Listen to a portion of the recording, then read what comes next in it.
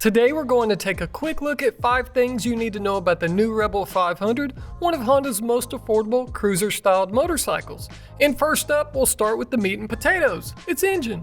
Now it's not a high horsepower screamer as it only pumps out about 46 horsepower and 31 pound-feet of torque, but thanks to its slim stature, the power to weight ratio on this thing helps it punch way above its weight class, helping it deliver more horsepower per pound than the Shadow 750 lineup and Fury 1300 2, with the only bike to edge it out being its big brother, the Rebel 1100.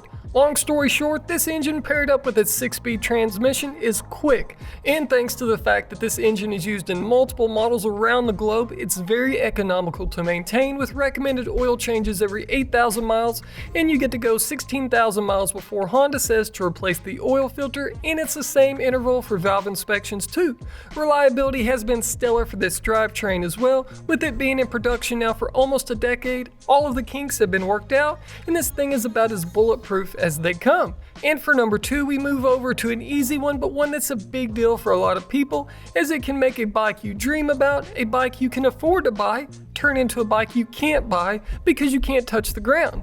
Thankfully, with the Rebel platform, whether it be the 300, 500, or 1100, that's usually not something that holds you back, as they have not the lowest, but some of the lowest seat heights out there when it comes to Honda's motorcycle and scooter model lineup. Pair that up with them being some of the lightest motorcycles rolling off the production line, and it's a recipe for one of the easiest bikes to feel comfortable on, no matter your skill or height level.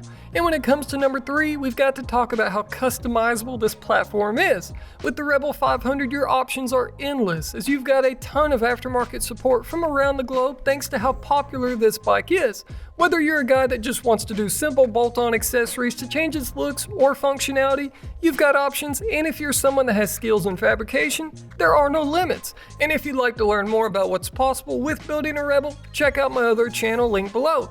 Now for number 4, we're going to touch on something that's a bonus for some people while also being a drawback for some. The Rebel 500 is simple. It's a basic bike with no frills or extra tech to worry about, whether it be traction control, drive modes, and so on. You don't have a massive and fancy gauge setup to distract you while riding. It's small and straight to the point with what you need to know. Well, what you need to know minus the tachometer, which Honda still needs to add in my opinion, but we won't get sidetracked on that. In a day and age where everything has to be smart or have a Bluetooth connection to my phone to work, or it has a smart key to overcomplicate things when it doesn't benefit us, it's a nice change of pace for a lot of people to have something simple like this bike. And last but not least, we have number 5, and that's pricing, which also ties in with what we just talked about in regards to things not being overcomplicated with tech, and in return, the Rebel 500 is very affordable. It outperforms the Shadow 750 lineup in every category while coming in at more than $1,000 cheaper.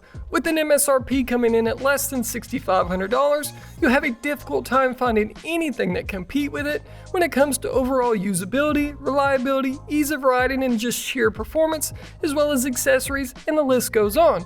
In short, the Rebel 500 is hard to beat for the money. And that's 5 things I think you need to know about the Honda Rebel 500 before buying. Let's talk about it all down in the comments section, and if you'd like to learn more about this bike, check out my full and more detailed review on it by clicking up here.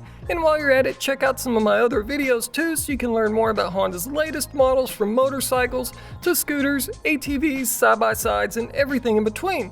Thanks for watching and supporting all of this, guys. I really appreciate it, and we'll see you in the next one. But first,